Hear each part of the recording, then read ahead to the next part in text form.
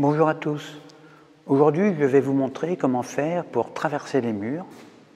Mais avant tout, avant de vous expliquer comment faire, il faut comprendre ce que c'est que la matière.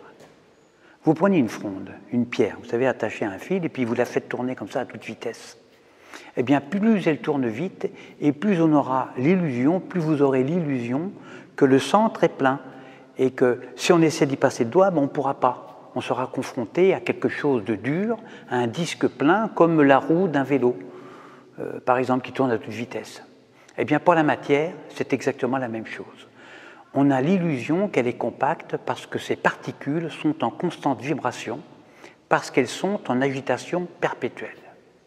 Les électrons tournent à toute vitesse autour de leur noyau. La matière est composée essentiellement de vide, il faut le savoir.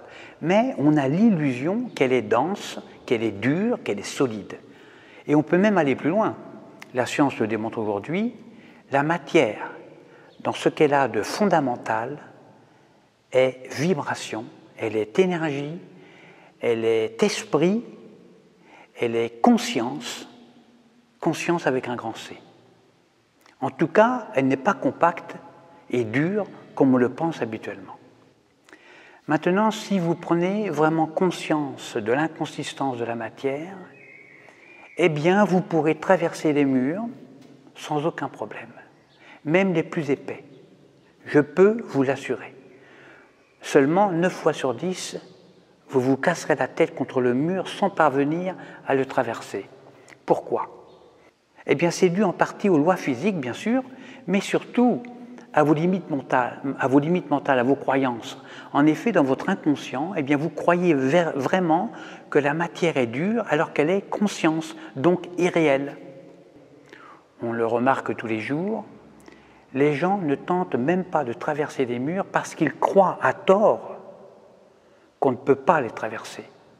Ils en sont persuadés, c'est vraiment dingue, c'est fou.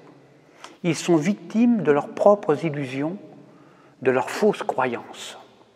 C'est triste à dire, mais en fait, ils ne se cognent pas contre le mur, mais contre leurs illusions. Alors, si vous avez la tête fragile et que vous n'êtes pas suffisamment éveillé spirituellement, eh bien, le principe de précaution s'impose quand même. Il vaut mieux être prudent. En effet, à force de s'assommer contre le même mur, il y a certaines personnes qui en sont mortes, surtout les plus têtues. Alors moi, dans ce cas-là, je conseille de passer par la porte comme tout le monde, comme les moutons, comme les ignorants, comme les athées, comme les mécréants, qui croient réellement que la matière est dure, est compacte. Pour traverser les murs, qui peut être utile si vous êtes gilet jaune et en garde à vue, eh bien moi, je vous conseille, dans un premier temps, de vous entraîner avec des murs virtuels de plus en plus épais, de plus en plus durs.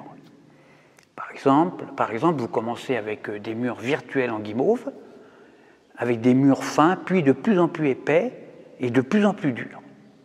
Et une fois que vous vous êtes bien entraîné avec des murs virtuels, eh bien alors seulement vous pourrez passer à des murs réels, vous commencez par des murs réels mous, puis en granit, de plus en plus durs et de plus en plus épais. Pendant vos entraînements, vous remarquerez qu'à chaque fois que vous vous fracassez la tête contre un mur, eh bien ça fait très mal. Eh bien je vous rassure, ne vous inquiétez pas, au début c'est tout à fait normal. Ce sont simplement vos idées qui étaient en désordre et qui se mettent en place face à une réalité que vous refusez d'admettre. Toute vérité, quand on la découvre la première fois, eh bien elle provoque un choc mental, émotionnel très important. Et c'est tout à fait normal. À bientôt pour une prochaine vidéo.